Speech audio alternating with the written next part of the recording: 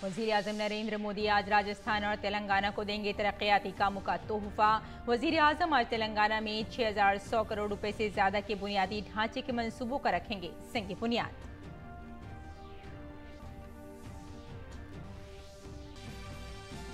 वज़ीर-ए-आज़म आज बीकानेर में 25,000 करोड़ रुपए से ज्यादा के तरक्याती मंसूबों का करेंगे इफ्तिताह और रखेंगे संग बुनियाद। बीकानेर के करीब नूरंग देसर में जल्द नाम से भी करेंगे खिताब।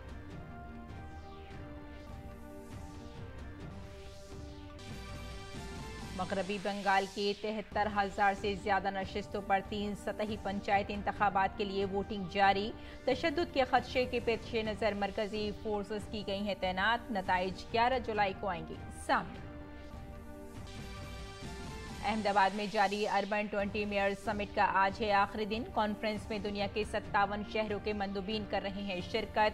मुस्तकबिल के लिए आलमी शहरी ढांचे की तैयारी पर हो रहा है गौर व खौज।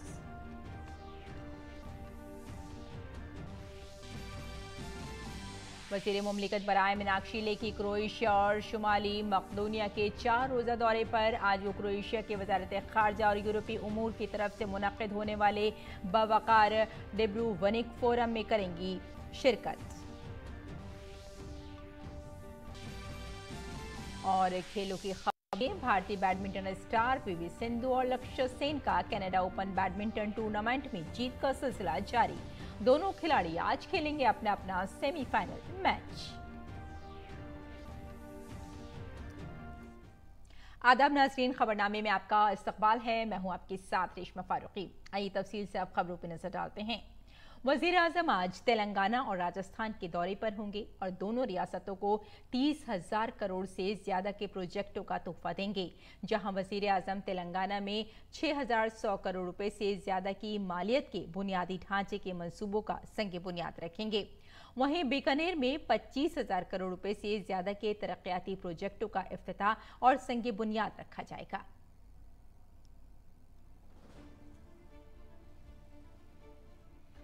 वज़ीर-ए-आज़म नरेंद्र मोदी हफ्ते को राजस्थान और तेलंगाना के दौरे पर होंगे। राजस्थान के अपने दौरे के दौरान वो बीकानेर में तरक्याती मंसूबों का इफ्तिताह और संग बुनियाद रखेंगे। 6 लेन वाले Amritsar Jamnagar greenfield expressway section का भी इफ्तिताह किया जाएगा। राजस्थान में इसकी लंबाई 500 किलोमीटर है। यह हनुमानगढ़ जिले के जाखड़ा वाली गाँव से जालोर जिले के खेतलावास गाँव तक फैला हुआ है। इसकी तामीर तकरीबन 11,125 करोड़ रुपए की लागत से की गई है। देश के सबसे बड़े नेता आते हैं तो तैयारी स्वतः ही हो जाती है और इस बात को लेकर लोगों में जोश भी है और बड़ी संख्या में लोग आते हैं। कॉरिडोर की सौगात 25,000 करोड़ से ज्यादा की आधारभूत संरचनाओं का उद्घाटन और इस इलाके को बड़ी सौगात है।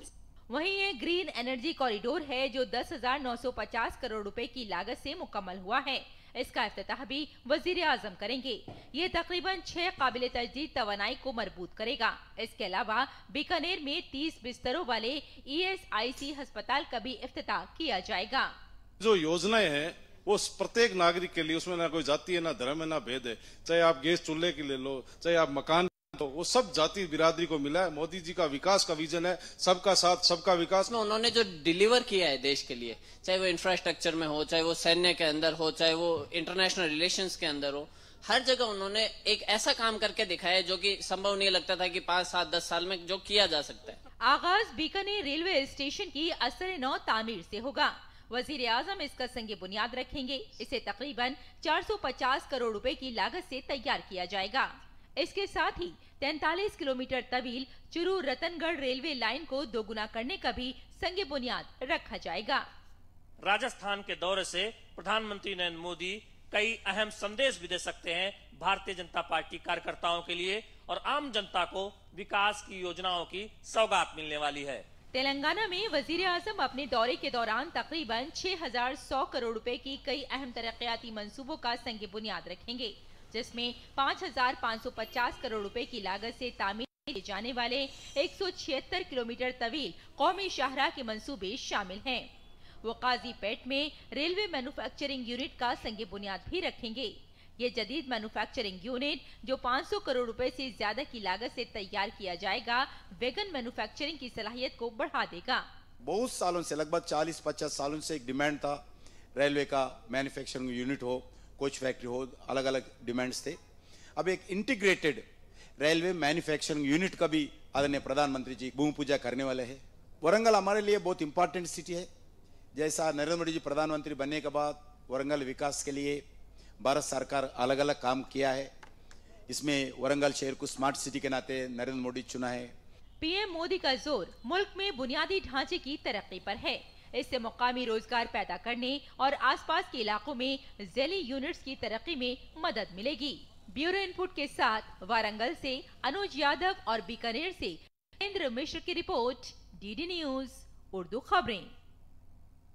और राजस्थान के बीकानेर में वजीर आजम नरेंद्र मोदी के इस्तकबाल की जबरदस्त तैयारियां जारी हैं। वजीर आजम बीकानेर के लोगों को तरक्याती मंसूबों के बहुत से तोहफे देने वाले हैं। इसी सिलसिले में हमारे नुमाइंदे शैलेंद्र मिश्र ने बीकानेर के रुकन पार्लियामेंट और मरकजी वजीर कानून अर्जुन राम मेघवाल से बात की।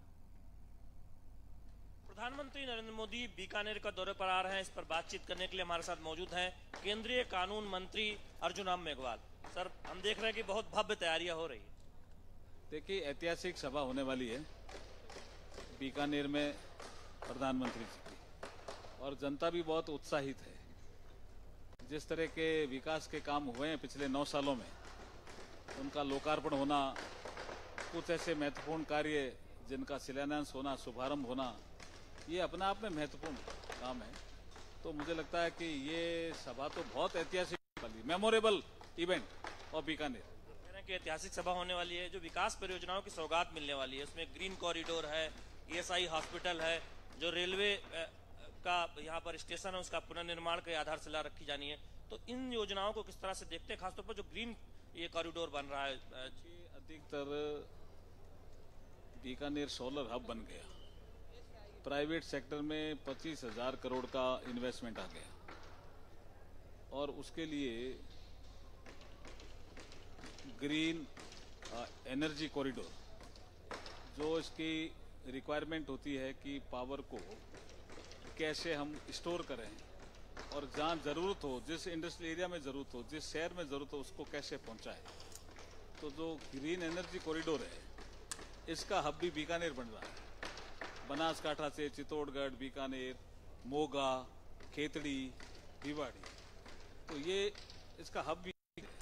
तो ये बीकानेर के लिए सौभाग्य है कि सोलर एनर्जी में, रिन्यूएबल एनर्जी में, हर जगह बीकानेर का नाम आ रहा है। पूरा अमृतसर से लेकर जामनगर तक ये कॉरिडोर बन जाएगा। कई शहर राजस्थान के इससे जुड़े हैं, तो एक तरह से कहें जो आर्थिक गतिविधियां वो भी तेज होंगी, कई उद्योग लगेंगे, आवाजाही तो बहुत समय बहुत कम लगेगा। ये रोड है, जो पहले हम बात कर रहे थे वो कॉरिडोर था। ये ग्रीन फील्ड एक्सप्रेस वे है, जो अमृतसर से जामनगर तक जाएगा। इसमें आने जाने का रास्ता सुगम हो जाएगा। जनता को जो समय लगता है उसका आधा समय लगेगा, और जो इंडस्ट्रियल गुड्स है उसको सी पोर्ट पे ले जाने के लिए बहुत दिक्कत आती थी, उसके लिए एक रास्ता मिल जाएगा।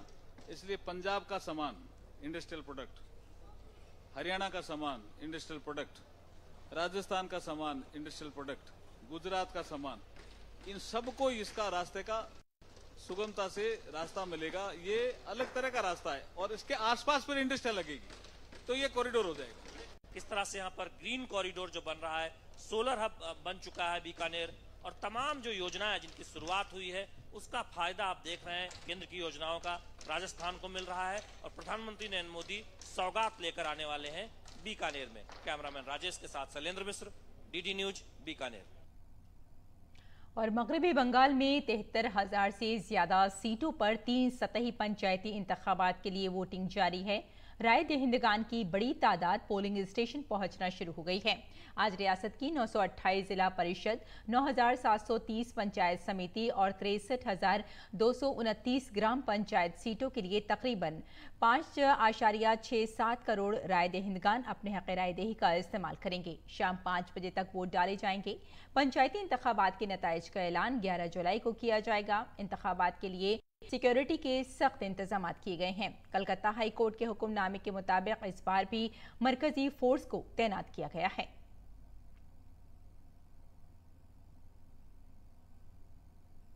पंचायती इंतखाबात के लिए जारी पोलिंग के दरमियान मगरबी बंगाल के कई मुकदमात से पुरतशद्दुद झड़पों की खबरें मिल रही हैं। रियासत के मुतादिद मकामात से बैलेट पेपर्स की लूटमार, तोड़फोड़ और आगजनी की भी इतलात हैं। मुर्शिदाबाद में टीएमसी और बीजेपी कारकुनों के दरमियान झड़पें हुई हैं। इतला के मुताबिक तशद्दुद के वाकयात में कई लोग जख्मी हुए हैं। कल रात से अब तक 2 अफराद की हलाकत की भी इतला है। काबिल जिक्र है कि 8 जून को पंचायती इंतखाबात के ऐलान के बाद से रियासत में कई पुरतशद्दुद झड़पें हुई हैं, जिनमें अब तक 18 अफराद हलाक हो चुके हैं। आज रियासत की 928 जिला परिषद, 9730 पंचायत समिति और 63,229 ग्राम पंचायत सीटों के लिए तकरीबन 5.67 करोड़ राय दहिंदगान अपने हक राय दही का इस्तेमाल करेंगे और शाम 5 बजे तक वोटिंग की जाएगी। पंचायती इंतखाबात के नताइज का ऐलान आपको एक बार फिर बता दें कि 11 जुलाई को किया जाएगा। इस साल के आखिर तक मुल्क की 4 रियासतों में असेंबली इंतखाबात होने हैं। इस हवाले से भारतीय जनता पार्टी ने इंतखाबी रियासतों राजस्थान, मध्य प्रदेश, छत्तीसगढ़ और तेलंगाना में नए इंचार्ज और शरीक इंचार्ज मुकर्रर किए हैं। मरकजी पार्लिमानी उमूर के वजीर प्रहलाद जोशी को राजस्थान का इलेक्शन इंचार्ज बनाया गया है, जबकि नितिन पटेल और कुलदीप बिश्नोई को राजस्थान का शरीक इंचार्ज बनाया गया है। साथ ही बीजेपी के कौमी नायब सदर ओम माथुर को छत्तीसगढ़ का इंतखाबी इंचार्ज मुकर्रर किया गया है। वहीं मरकजी वजीर सेहत मनसुख मंडाविया को शरीक इलेक्शन इंचार्ज बनाया गया है। इसके अलावा मरकजी वजीर माहौलियात भूपेंद्र यादव को मध्य प्रदेश का इलेक्शन इंचार्ज मुकर्रर किया गया है, जबकि रेलवे के मरकजी वजीर अश्वनी वैष्णव को प्रदेश में शरीक इंतखाबी इंचार्ज बनाया गया है। इसके साथ ही प्रकाश जावड़ेकर को तेलंगाना के इलेक्शन इंचार्ज के तौर पर मुकर्रर किया गया है। मरकजी जनरल सेक्रेटरी सुनील बंसल को तेलंगाना के शरीक इंतखाब इंचार्ज की जिम्मेदारी दी गई है। अहमदाबाद और गांधीनगर में जारी अर्बन 20 मेयर समिट का आज दूसरा और आखिरी दिन है। 2 रोजा समिट में दुनिया भर के 57 शहरों और भारत के 35 शहरों से मंदुबीन और शुरा शिरकत कर रहे हैं। इनमें 45 मेयर्स और डिप्टी मेयर्स शामिल हैं। ये कॉन्फ्रेंस मुस्तकबिल के लिए आलमी शहरी ढांचे की तैयारी पर गौर व फिक्र कर रही है। काबिल जिक्र है कि गुजरात के वजीर आला भूपेंद्र पटेल और हाउसिंग और शहरी उमूर के वजीर मुमलिकत कौशल किशोर ने कल कॉन्फ्रेंस का इफ्तिताह किया था। इस मौके पर खिताब करते हुए वजीर आला भूपेंद्र पटेल ने शहरकारी और आबो हवा के बढ़ते हुए चैलेंजों से निपटने के लिए पायदार और आबो हवा के मुआफिक शहरों की तामीर की जरूरत को उजागर किया था।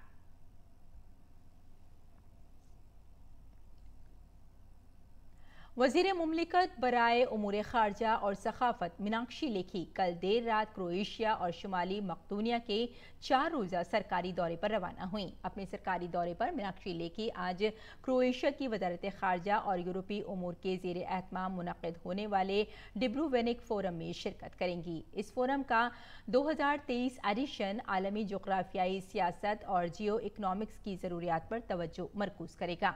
मीनाक्षी लेखी 10 और 11 जुलाई को शुमाली मकदूनिया का दौरा करेंगी, जहां वो 2 तरफा ताल्लुकात पर वसी पैमाने पर बातचीत करेंगी। मीनाक्षी लेखी वजारत खारजा और वजारत सकाफत में अपने हम मनसबों से मुलाकात भी करेंगी। वो कानून साज असेंबली के स्पीकर से मुलाकात करेंगी और स्कोपजे में मुकीम भारतीयों से बातचीत करेंगी। वो मदर टेरेसा के मेमोरियल का भी दौरा करेंगी। काबिल जिक्र है कि क्रोएशिया और शुमाली मकदूनिया के साथ करीबी और दोस्ताना ताल्लुकात हैं। शुमाली मैसेडोनिया जनवरी 2023 में भारत की मेजबानी में मुनक़िद Voice of Global South Summit का हिस्सा था। भारतीय जनता पार्टी के कौमी सदर जेपी नड्डा आज राजधानी नई दिल्ली में पार्टी की तमाम इकाइयों के साथ मीटिंग करेंगे। दिन भर जारी रहने वाली ये अहम मीटिंग तकरीबन 9 बजे बीजेपी दफ्तर में शुरू होगी।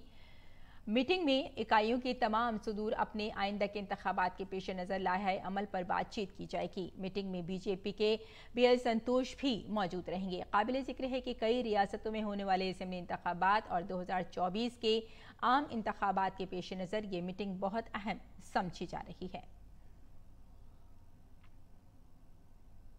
और बरतानिया के कौमी सलामती के मुशीर सर टिम बेरो भारत के दौरे पर हैं। उन्होंने कल कौमी सलामती के मुशीर अजीत डोभाल से मुलाकात की। इस मौके पर दोनों ममालिक के कौमी सलामती के मुशीर ने बरतानिया में भारतीय हाई कमीशन और भारतीय सिफारतकारों की सिक्योरिटी के मामलों पर तबादला ख्याल किया।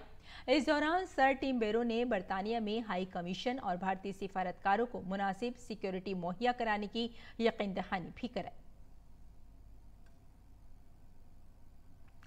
इन्फोर्समेंट डायरेक्टोरेट ने आम आदमी पार्टी के रहनुमा और दिल्ली के साबिक नायब वजीर आला मनीष सिसोदिया, उनकी अहलिया और दीगर के 52 करोड़ रुपए से ज्यादा के असासे जब्त कर लिए हैं। ईडी के मुताबिक 52 करोड़ रुपए की इस मनकूला और गैर मनकूला जायदाद में मनीष सिसोदिया, उनकी बीवी सीमा सिसोदिया की 2 जायदादों के साथ साथ राजेश जोशी और गौतम मल्होत्रा की जमीन और फ्लैट्स भी शामिल हैं, जिनकी मालियत 7 करोड़ 29 लाख रुपए है। अटैचमेंट में 44 करोड़ 29 लाख रुपए की नकदी और मनकूला असासे शामिल हैं। इसमें 11,49,000 रुपए मनीष सिसोदिया के हैं और 16 करोड़ 45 लाख रुपए वीरेंद्र को सेल्स प्राइवेट लिमिटेड और दीगर के हैं। ईडी ने अब तक excise policy money laundering case में 13 मुल्जिमान को गिरफ्तार किया है। अहम बात यह है कि सिसोदिया को ईडी और सीबीआई ने दिल्ली एक्साइज पॉलिसी मामले में गिरफ्तार किया था। महकमा मौसमियात ने कहा है कि मानसून के दौरान होने वाली बारिश 7% कम रही है। महकमा ने कहा कि जून से 5 जुलाई तक बारिश के तज्जिए में मशरक़ी और शुमाल मशरक़ी भारत में 17% कम और जुनूबी हिस्से में 32% कम बारिश हुई है। हालांकि इस दौरान मुल्क के शुमाली मगरबी हिस्से में बारिश में 37% का नुमाया इजाफा भी देखा गया।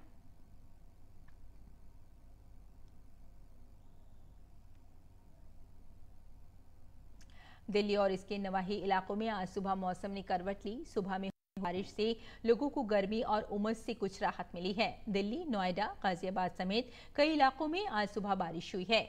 आसमान पर घने काले बादल छाए हुए हैं। सुबह हुई बारिश की वजह से कई इलाकों में सड़कों पर पानी जमा हो गया है।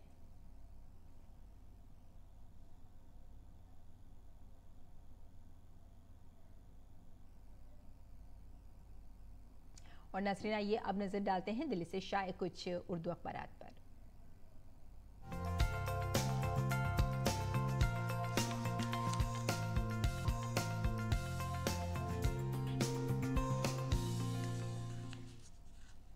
तो नाज़रीन, अखबारात के जायजे में आइए सबसे पहले बात करते हैं रोजनामा राष्ट्रीय सहारा की।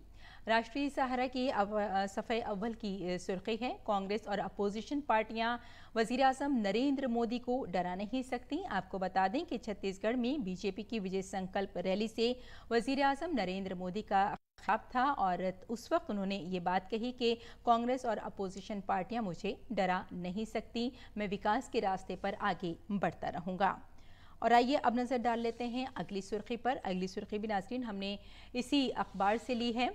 हत्या के इज्जत केस में राहुल को राहत मिलती हुई नज़र नहीं आ रही है और ये अर्जी खारिज की जा चुकी है।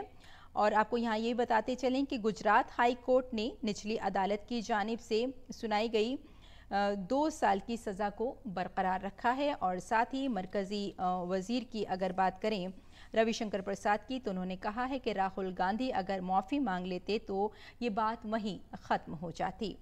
और आइए नाज़रीन अब नज़र डाल लेते हैं रोज़नामा हमारा समाज पर। हमारे समाज की ये सुर्खी है, बीजेपी ने बनाए राजस्थान, छत्तीसगढ़, मध्य प्रदेश और तेलंगाना के इंतखाबी इंचार्ज। आपको बताते चलें यहाँ भी कि राजस्थान के लिए प्रहलाद जोशी और छत्तीसगढ़ के ओम प्रकाश माथुर और मध्य प्रदेश की वहीं बात करें तो भूपेंद्र यादव और तेलंगाना के लिए प्रकाश जावड़ेकर को इंतखाबी इंचार्ज बनाया गया है। और आइए इसी अखबार की नाज़रीन अगली सुर्खी पर भी नज़र डाल लेते हैं।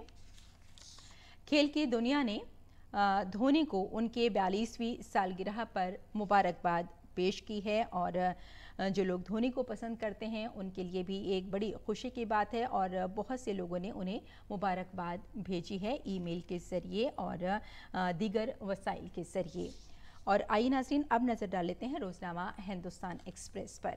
हिंदुस्तान एक्सप्रेस की नाज़रीन ये सुर्खी है, अक़वाम मुत्तहिदा के सेक्रेटरी जनरल एंटोनियो गुटरेस का ये बयान है कि फ़लस्तीनियों पर इसराइली मज़ालिम काबिल मज़म्मत समझे जाएंगे।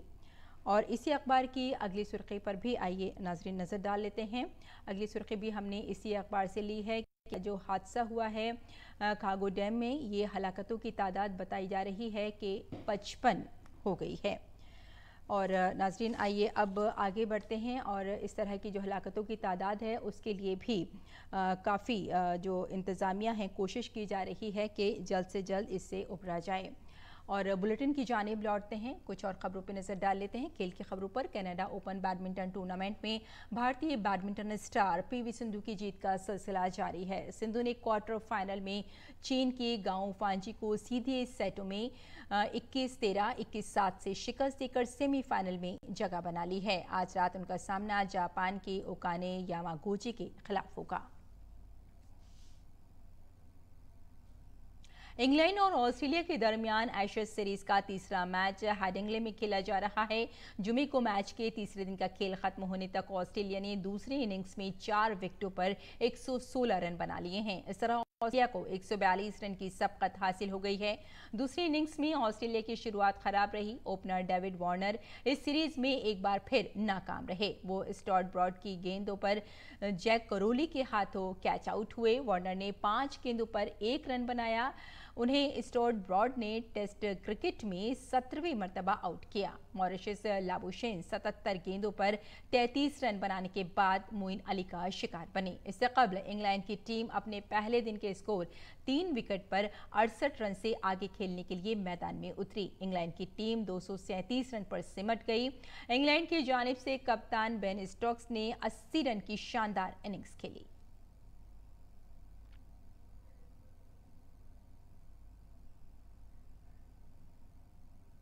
और सर्बिया के नोवाक जोकोविच ने साल के तीसरे ग्रैंड स्लैम विंबलडन में मेंस सिंगल्स कैटेगरी में आखिरी 16 में जगह बना ली है। जोकोविच ने तीसरे राउंड में स्विट्जरलैंड के स्टानिस्लास वावरिंका को सीधे सेटों में 6-3, 6-1, 7-6 से शिकस्त दी। जोकोविच अब आखिरी 16 में ह्यूबर्ट हरकास्का से मुकाबला करेंगे। बर्तानिया के एंडी मरे दूसरे राउंड की रुकावट को दूर करने में नाकाम रहे। उन्हें यूनान के स्टेफनोस सिसिपास ने 4-6, 6-7, 7-6, 6-7, 6-4 से शिकस्त दी। इसके साथ साथ रूस की आंद्रे रुबिलियो की जीत का सिलसिला जारी है। रुबिलियो ने तीसरे राउंड के मैच में बेल्जियम के डेविड गोफन को 6-3, 7-6, 7-6, 6-2 से शिकस्त दी।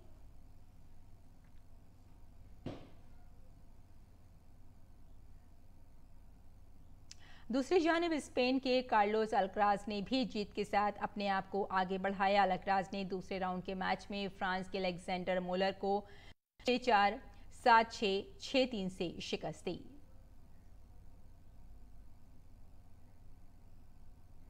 विमेन सिंगल में पोलैंड की अंगा स्वांतिक ने जीत का सिलसिला जारी रखा। स्वांतिक ने तीसरे राउंड के मैच में क्रोएशिया के पेट्रा मार्टिच को 6-2, 7-5 से शिकस्त दी।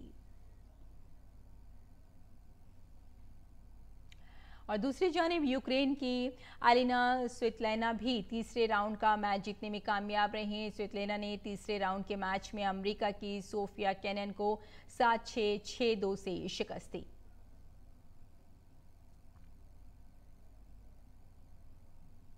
और नाज़रीन आप जानते हैं मौसम का मिजाज।